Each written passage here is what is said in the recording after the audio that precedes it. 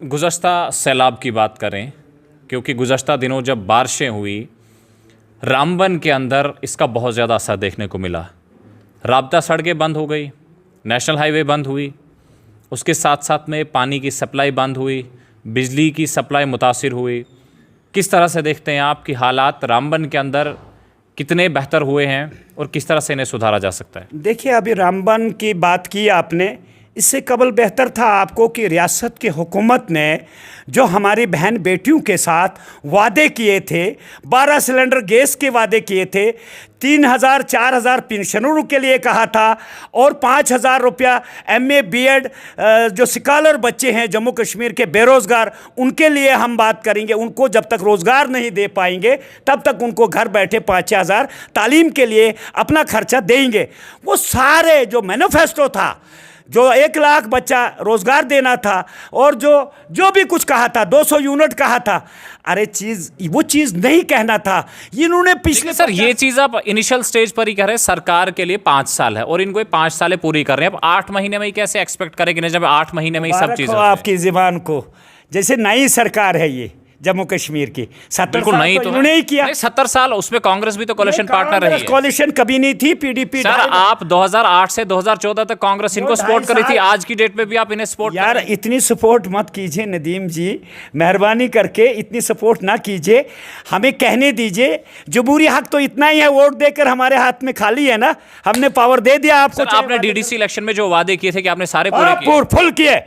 मैं LG साहब को मुबारक देता हूँ, चीफ सेक्रेटरी को। मेरे फुल वादे हो गए जो मैंने कहा था।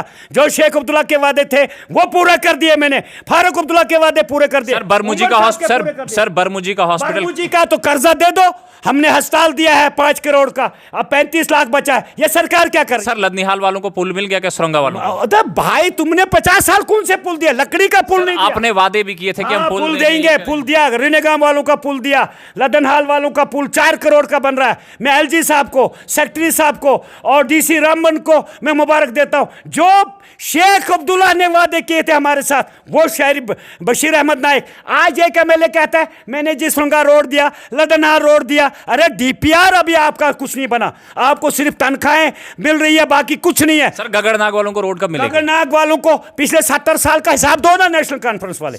कमांड तो लोगों ने आपको वोट दिया था, जिताया था, तो आपने। गगरनाग रोड सैंक्शन है, चमलवास टू गगरनाग और गुगवनी टू गगरनाग वया लुड़ू। और ये चीफ सेक्रेटरी सर को मैं मुबारक देता हूं, जो शेख अब्दुल्ला ने वादे किए थे हमारे दादे के साथ।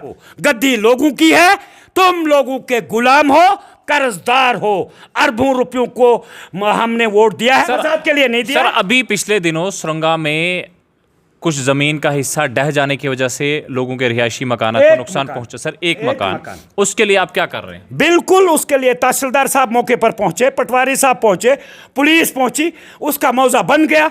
अगर 4 लाख का है उसको 5 लाख मिलेगा।